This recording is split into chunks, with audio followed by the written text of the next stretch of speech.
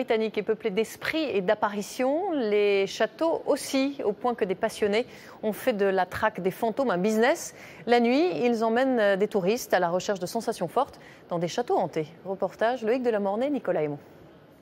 Sur cette route du centre de l'Angleterre, le village de Nimsfield est le dernier endroit accueillant pour les vivants. Car juste après, s'ouvre un monde de ténèbres dont seuls les initiés connaissent l'accès. Pour moi, c'est l'endroit le plus hanté de Grande-Bretagne. Woodchester Mansion est le Graal de tous les chasseurs de fantômes. Construit au XIXe siècle, le château n'a jamais été terminé. Ouvriers et architectes ont soudainement et inexplicablement fui le chantier. L'histoire de ce manoir fait froid dans le dos. Le prêtre qui devait venir bénir le château et sa chapelle n'est jamais arrivé jusqu'ici. Il est mort en route, sur son cheval, victime d'une crise cardiaque.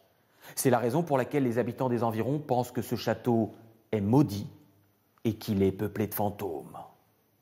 Steve Reeves et Chris Hawley se définissent comme enquêteurs paranormaux. Ils organisent des expéditions nocturnes réservées aux passionnés ou aux touristes qui n'ont pas peur du noir. Nous allons appeler l'esprit d'un dénommé Joseph à travers cette table.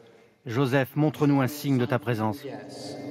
Les doigts posés sur une table, les visiteurs constatent qu'elle bouge avant d'être projetée au sol.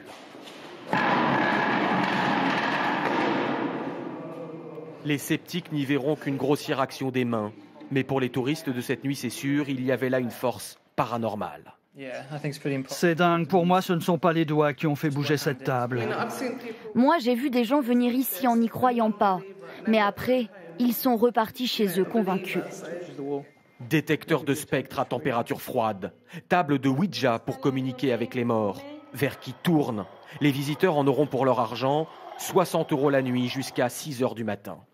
Avec des centaines de clubs, la chasse aux fantômes est devenue un business très rentable au Royaume-Uni. Mais pour cet historien français installé à Londres, il s'agit d'un pan essentiel de la culture britannique.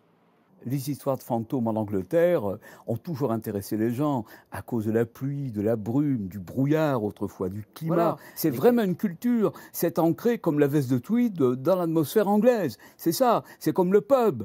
Vous avez d'ailleurs des tas de pubs hantés. Les plus courageux tenteront l'expérience ultime de Woodchester, rester enfermés seuls une demi-heure dans les caves du manoir. Peut-être que l'esprit de Joseph viendra vous y trouver.